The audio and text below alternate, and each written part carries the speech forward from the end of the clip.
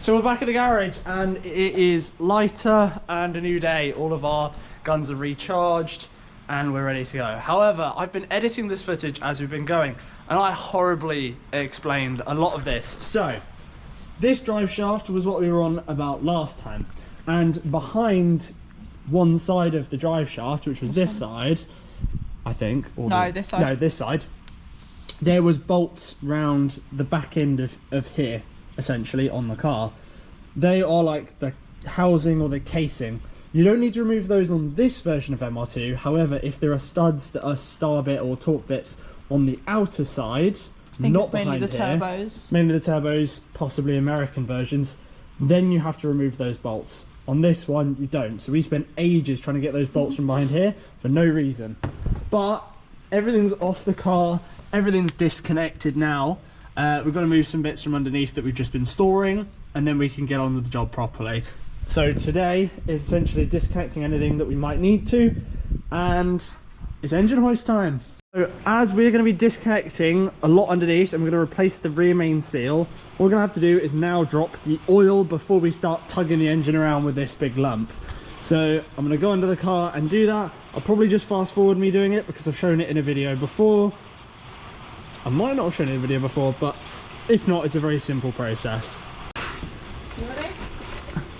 Well, you can take it off whenever. I'll get it off. It's very tightly on there. Right, there we go, it's off. It's off, yeah? Yeah.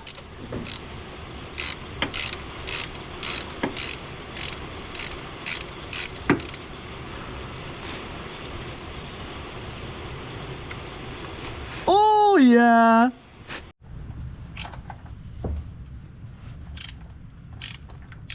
What were you saying about There you not go. getting one with a thing on it? Tasty. Is it going into the thing? Yeah. It's dripping down the side now, so you might want to do me to do it because I've got gloves. So.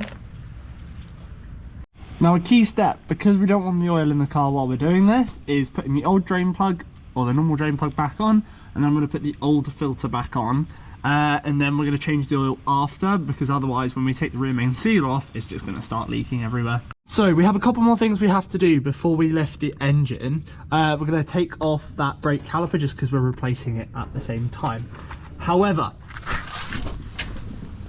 just before we take the caliper off, we've looped a bit of rope down the side of the manifold and down the side of the engine mount, because we're going to be leaning this side down to essentially do the job. I don't know how to explain it, but we need to get to this side of the gearbox.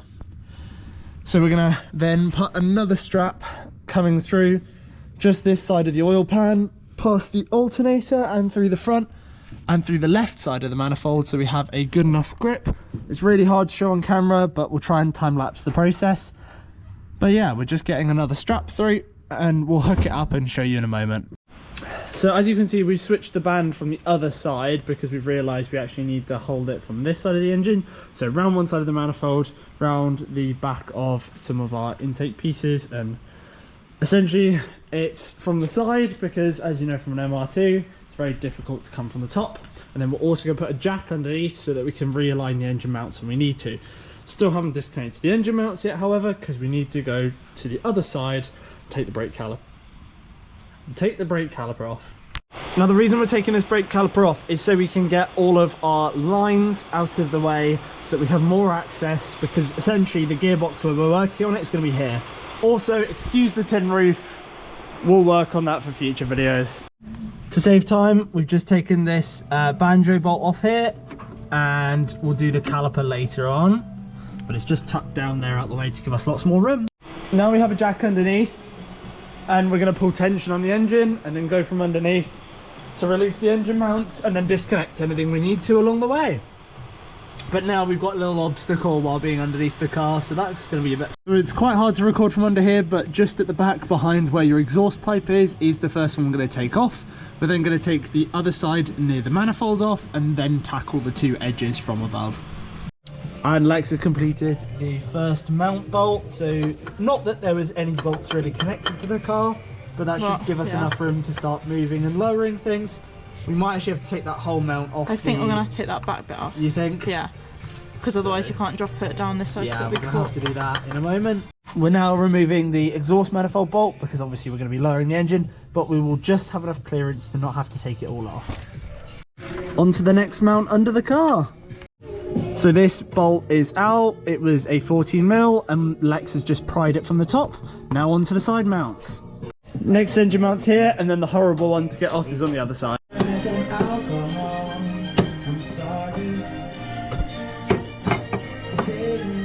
So if you have an airbox that should have been in this area here, there is this bracket. Because we've replaced it with the K&N, we no longer need it anymore, and it just sits there where you can see my light pointing above the engine mount. Now I've got to disconnect a few other bolts, including this cable just there that I've disconnected from underneath here. I'm pointing with the impact gun, which connects partly to the starter. Then I'm going to have to remove this little track roddy looking thing to then get more access to the engine mount itself, while Lex is trying to get the other side out because it's not easy.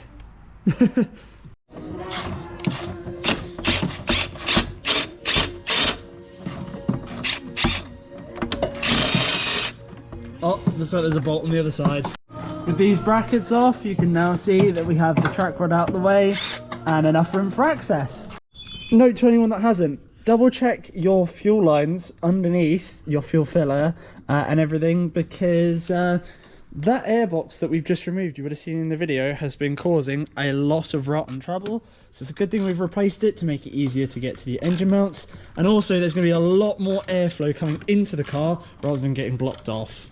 I've decided, instead of tackling the pin, which is being a struggle on the other side, I've gone underneath to disconnect the mounts this way instead. So I've taken off the first bolt, as you can see on the left, now this one. So the final pin is now released. The engine hoist we had to pull out more because I made a little mistake, but these arches I don't care about anyway. We're body kitting them, so follow for more content where you'll see the wide body kit and everything along those lines. These arches are bondant, they're not good. Anyway, so the engine is now on El Hoisto and slightly resting on the subframe, and also underneath on this side we have our 3-ton jack that is holding the gearbox up. So we're hoping we can just lower this very slightly, get it out the way of the subframe by pushing it back, and we should, without having to fully remove the engine, get to what we need to. But I'll show you when we're there. Now we're going to go into the car and start disconnecting some bolts. Now I'm underneath the car, and this is where there's evidence someone's been here before and snapped a bolt. So we're just going to start undoing bolts of the transmission casing all the way around, and then we should be able to loosen and drop it through. It's really hard to film this from down here, but I've had to get like an old broken torque wrench just to undo these, and that one as well loosened, and then I should just be able to take a normal ratchet to undo them all the way around. Whilst under here, I'm going to disconnect this line here, which is our hard line for a lot of our brake system. So I'm going to have to obviously bleed the system afterwards, but we'll do that when replenishing all the fluids. So it's just this little nut to unscrew, and then there is a little clamp there you'll see, which I should just be able to prise out and then pop out from the top. With the line now removed and pulled through the top with the C-clamp, I think we now are going to have to disconnect the starter because it's attached to all of this wiring after we've taken all of these bolts out, and then we should hopefully be able to lower it. That should have been enough disconnected. Maybe the reverse light sensor, which needs replacing anyway, so we'll show you the process now. Now we have to disconnect the starter, which is just on this lead here, and then we need to remember to put it back on, otherwise the car ain't going anywhere. So Chris is disconnecting 2 of the hard brake lines so that he can get to the other 2 transmission bolts and then split it open. While getting dripped in the face by this lovely brake line that we disconnected earlier. So after disconnecting the hard lines and getting them out the way, we've removed 1 more bolt. Then a couple more. We've just had to remove the shrouding on the starter. The starter might have to come off tomorrow. And then the fork connector here, I might also have to disconnect, but I'm gonna have to have a look into that. Now that we've disconnected 2 bolts that were really hidden up there, we should just be able to slowly start to as you can see, use screwdrivers to separate the transmission and then use the jack in turn with the engine hoist to lower it that way, hopefully. We'll let you know how it goes. So right now we're trying to get the starter motor off with WD-40 and a hammer. Not recommended. No, but I don't think it's moving. It is moving a bit. After some very gentle tapping with a hammer, definitely gentle, the starter is now going to wiggle out, and hopefully the starter works after this. We're going to have a look at the teeth and assess the starter, see if we need a replacement one anyway, just because it's a good idea. However, I always clutch start this car, so it should look pretty okay. Just going to get all these starter wires out of the way and just try and wiggle this above the engine mount, because I haven't disconnected the wire yet. So we're back in more daylight, and just having a look and having some assistance from an actual mechanic, we found that there is possibly one more bolt that's like really tucked deep underneath that we may have missed last time we were here. So I'm seeing if I can find it, is the only issue now. It's underneath sort of where the intake is on here, the throttle body, but it's really deep underneath. So finding the angle to get to it is what we're struggling with at the moment. So I might have to go right under the car on this side and then go into it. Very daunting. So Chris has taken the last bolt out and we're going to try drop the transmission now. Please don't be underneath it.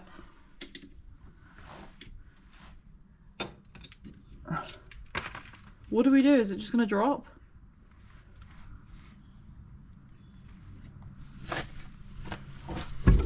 Is it coming apart? Yeah. It is? Yeah. Oh. So what am I meant to do with it? Is it just going to drop on the floor? Oh. No, so it's on the jack. So if you lower the jack slightly. Okay, ready? Stop. And then we just got to basically just wiggle it off. Yeah, but the jack's not going to hold it because it's heavier on your side. It's not central, the jack isn't. Right. Can I now push it back? Because now it's off the subframe, I can push it back. Hang on. We're a bit in a bit of a tricky situation here. Okay. Right. I've got it. Don't lower it. I'm not. The jack's lowering. Don't lower it. It's not lowering. Right. The problem is, this jack has gone side. Right. Wait, I'm going to move out of under here. Yeah. Because now we need to finagle this thing fucking out, which is going to be a bollock. Do you know what? You know this skateboard? The skateboard might be a shout here, by the way. Pulled out a diff connector. Connectors. So we forgot to disconnect the diff connector. Yeah. And the reverse light sensor, but it's fine. They're out now, and there we go. So, yeah. Pretty sick. To be fair, I might just try and get this under it. Okay. Yeah, just as a little more support. Well, we're just going to pull it out by this, I think. Yeah, I knew if we got it off that subframe, we could then drop it down and it would twist out with that engine mount. Held on by this brake caliper. Sick.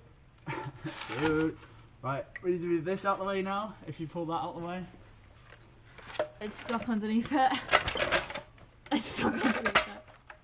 Okay. It's not actually that heavy. Well, it is, but in hindsight, compared to normal gearboxes and diffs, no. So now that we've got this off, let's look at the pieces that need replacing. So this bearing here, if you listen very closely, she's not sounding too healthy. So essentially there's some clips. It's a bit annoying to get off, but we're going to need to replace this. We're also then obviously going to go underneath the car and take a look at the clutch disc and see how unhealthy she looks. So the first thing I'm replacing is the reverse light sensor because these lights for me aren't going on, and this is the part number if you want to know.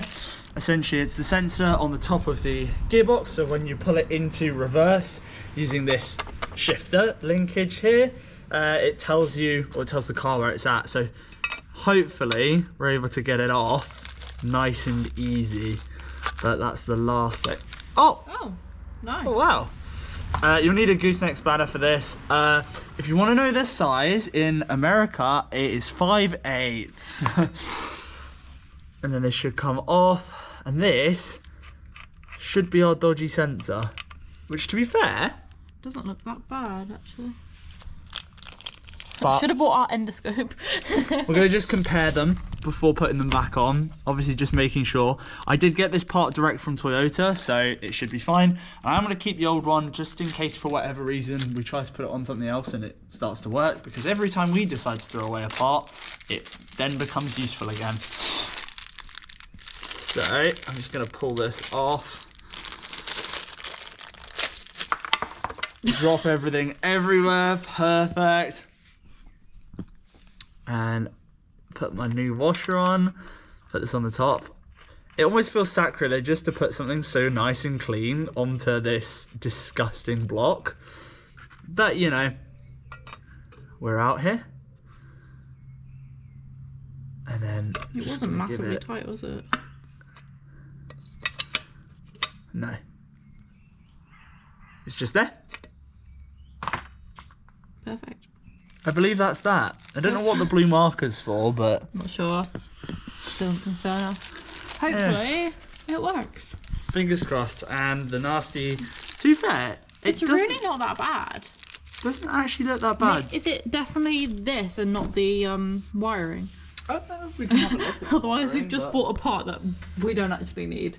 Oh well. Now we're going to be replacing one of our bearings here.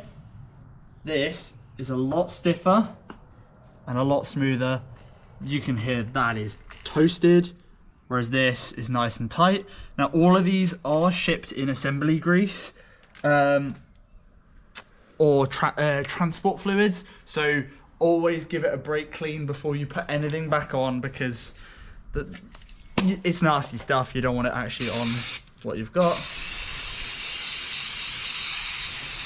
It's like a shipping fluid kind of thing to stop it from rusting, but it's not good for actually running inside your car. Perfect. You can hear the bearings toast on that. If you know skating, you'll know the sound of a good versus a bad bearing, and that thing is cooked. Right, now we're going to figure out how to get this on. So what it looks like is some sort of retaining pin.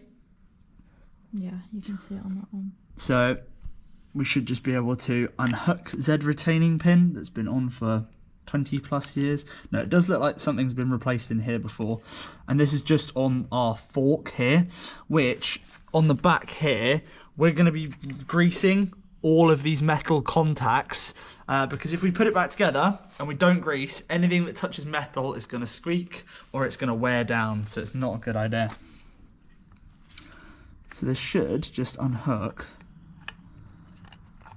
as easy as the other one came off, but it's never that case, is it? It's never super easy.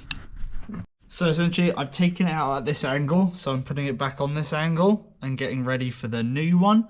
Gonna do the same for this part. Is I can see this notched area at the top, so I'm gonna put it back on my leg here, matching the spot, sorry. And then I'm going to get some grease as well, which is somewhere in here, hopefully. And if you're wondering why we've blocked these, it's so none of the nasties get inside the diff. Gloves, I know, random, but it's what we had lying around. So this is going to just slide up the top. Again, that is cooked. And you can see these witness marks.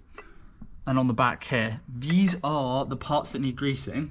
And then actually underneath this ball as well, there's basically a pin, and then we can take it out underneath this fork as well. So I think we're going to do it, there you go, while we're here, in there and here as well. So essentially these are all the areas that are prone to making squeaks, having issues, making noises, but also we're just protecting the metal as we go.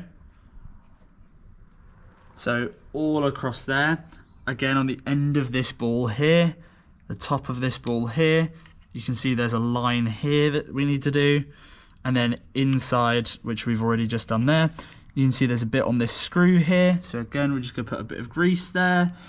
It doesn't hurt to put a little bit extra, because that could just be the noise that you're hearing and you think the whole clutch is just cooked, but in actuality it's not. So on the end of these fork pieces here, just a big dollop. And this is high temp grease I'm using, not copper slip. You could use copper slip, but to these sorts of internal parts, this stuff is longer wearing. And then we're going to put the new bearing on top like this, confirm everything lines up. Yep. And then we've got to hook these underneath, which is probably going to be a bit of a pain. But if we don't do this correctly, we'll have some big trouble later on. So I'm just going to lift it up to try and get this around it. It can be a bit fiddly is the only thing. I might also actually grease here as well, which is somewhere where I missed. Nice. And then hopefully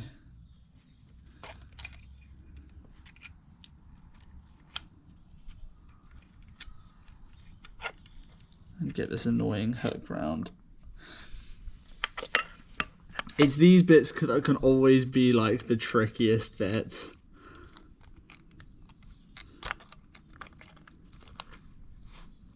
That looks right, doesn't it? Yeah. That's it. Underneath there, I think. Yeah. Yep. And then We're in. And then we need to just repeat on the other side.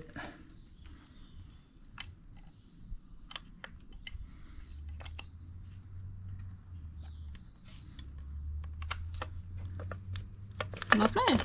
Why is it bouncing up and down like that?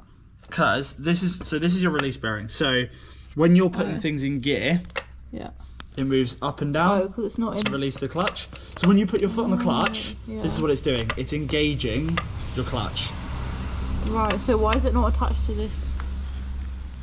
So the linkage is up there for it that we've got.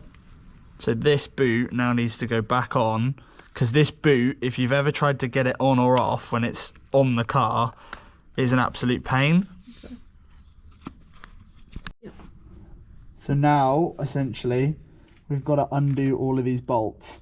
To be honest, because this is going to turn, I'm probably going to impact them. However, when they come off, we're going to be torquing them. Sorry, when they come back on, we're going to be torquing them as we go. So we're just going to take these out. Here we are, Lex. I'm going to give these to you. And it only matters if we go in a start pattern when we're undoing them, and then when we're doing them back up, they have to be done in sequence for a correct torque spec. Some people might be like, oh, this is sacrilegious to do an impact on here. But actually, you're going to have fun, because all it's going to do is spin while you're trying to undo these bolts. So good luck if you want to try it another way. We're also going to be taking the flywheel off. We're not replacing it. There's a couple of bits that look nasty. We're going to clean it all off to get to the rear main seal behind. Again, we're going to have to torque these back up in a pattern. We're just going to give the surfaces a clean. To be fair, the flywheel does look pretty cooked. There's quite a few hot spots on the flywheel, so I'm thinking maybe I should have replaced the flywheel as well. But we'll have a look at the state of the clutch itself in a moment and go from there. I mean that is pretty flat. There's like nothing left to it. So you can see how the bolts like literally, or these like little pins that hold it in, are literally like flat to it. It feels like it's seized. Like it feels like there's not much left to it. Ooh. Bit of dark spotting here. And if you turn it over, you can just see. Yeah. There's quite a bit of wear on this. I think we were very, very close to just not having anything left. I mean, look at the lip here. Look at all that, just literally just flaking off. It's safe to say that it needed replacing. Like, none of these are moving. They're just absolute solid. But yeah, that's not looking the best. Let's compare it to the new one. That's a lot better. So let's open this, just to show side by side the difference. So first of all, to note is the depth of material. So here you can see we are touching every screw, every bolt. These, we've got depth. You can see the deeper ones, you can barely see them on here. So if you can see on there, you've got like low to nowhere, whereas on this one, so you see all these little bits here, these are what we call hot spots. That means that the clutch has been railed. So, new one, old one. This is the first time I've used one of these styles of tools rather than just your regular push-in. But essentially, to hold these two together, I've pushed this little piece through, which gets wider the more you push on it.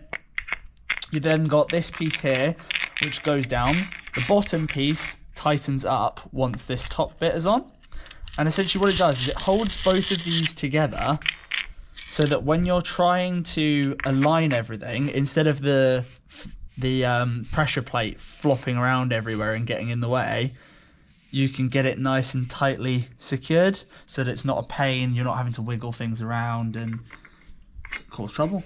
Now with the supplied thread locker, we're just going to put some of this strawberry jam on here. So after putting our strawberry jam on, I mean Loctite, hopefully we should now be able to just evenly tighten these down in the star pattern. And then I should be able to get the torque, which is 19 Newton meter. I'm just going to go lightly over all of them first. So now if I twist this inner piece, it's going to pull the tool through, hopefully. And everything should be tight and aligned up. There you go. So this is a pretty cool tool, to be fair. I was quite skeptical about it. I don't know, were you, Lex? I was quite skeptical. But actually, that's worked a right treat, that has. In this stage, you guys just need to put the video on reverse and do the opposite. No, we've got two jacks under the car. I'm going to jack the transmission up and probably call it a day after that. When it's on, we'll let you know how much of a struggle it is. You join me in the flat. Whilst editing this video, I've realised that I did not do an outro. So up until this point, it's essentially showing you guys how to get the new clutch on. And then in the next video, we're going to be showing you the easiest way that we found to realign the gearbox and get everything back in. We do have videos of this coming out soon. And like I said, you'll see a couple of annotations on the video there that we will do videos on the flywheel plate in the future, rear main seal, etc. However, this clutch series is getting a little bit too long, and those jobs are fairly standard. You could look at any clutch video to find out how to take the flywheel off. It's literally those central bolts, and then to get the rear main seal off, it's just using a pick to pull out. The bearing in the centre, the main bearing, is a little trickier, but if you Google bread technique to get a bearing out, you'll see videos on that as well. But like I said, we'll showcase you that when the engine comes out itself, because that engine, as we said, is going to come back out of the car anyway for when we swap the engine to something a little nicer. For now, thank you guys for watching so far. I appreciate the comments everybody's leaving on the videos, so let me know if there's any way we can improve this for you. Also, if there's anything that I've missed or haven't explained to you, don't feel afraid, leave a comment. I'll get back to you as soon as possible. Pretty much a few hours after you post the comment, hopefully, and you guys can get back on with your projects. Thank you for watching. Follow us on social media for more at the moment, and I'll see you guys in part 3.